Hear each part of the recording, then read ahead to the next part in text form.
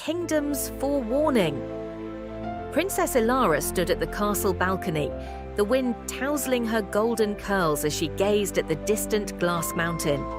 The sun was setting, casting an amber glow over the kingdom, but her heart was heavy with a sense of foreboding.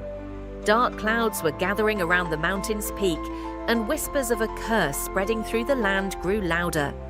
She knew the time had come to face the mountain's mystery, even if it meant risking everything. The forest path. The journey to the glass mountain was perilous, but Elara had always believed in her strength. The forest around her seemed to breathe, its trees glowing softly in the twilight. As she ventured deeper into the woods, the rustling of leaves caught her attention, and out from the underbrush appeared a small glowing fox.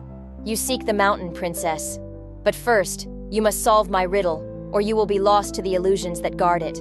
I am surprised to see a talking fox. But if this is what it is, let me try to solve your riddle. Answer me this, princess. What is strong enough to break but fragile enough to heal? It's a heart. The fox nodded approvingly, its tail glowing brighter. Then, you are ready, it said, vanishing into the shadows as the path before her cleared. The illusions of the mountain. Elara reached the base of the glass mountain, its crystal slopes glittering in the light.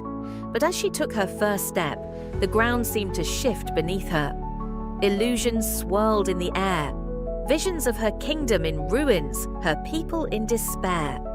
Her heart faltered, but she clutched her pendant, the crystal glowing softly, steadying her resolve. These are not real, she murmured to herself. They are just shadows of fear. With renewed courage, she climbed on, each step forward clearing the mist that clouded her mind. The crystal guardian appears.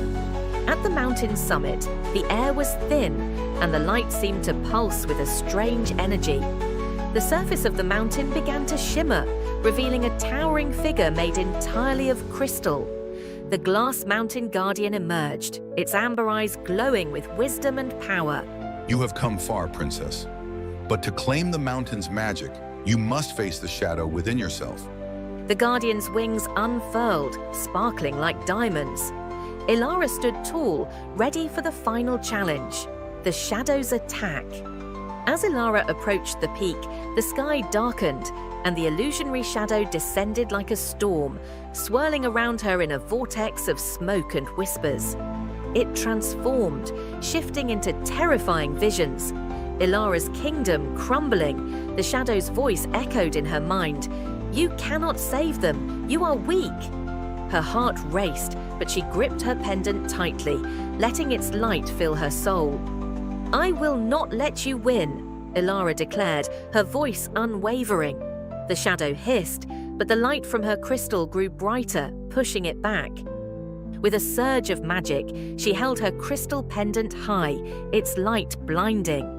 The illusionary shadow screeched, dissolving into the air as the mountain erupted with brilliant light. The glass mountain shimmered as cracks formed, releasing waves of pure magic that washed over the land. Elara stood in the center, her heart open and strong, the mountain's power flowing through her. The return to the kingdom. Elara descended from the peak. As she returned to her castle, flowers bloomed in the streets, rivers sparkled once more, and peace settled over the land. Elara's heart swelled with pride and love for her people. She had saved them, not with magic, but with the strength of her heart. Later that evening, Elara stood at the castle balcony once more, the glass mountain glowing peacefully in the distance. The kingdom had been restored, and its magic now flowed freely. She knew that the true magic of the mountain was within her all along, her courage, love, and the strength to overcome any darkness. The kingdom and its princess would forever be protected by the light of the glass mountain.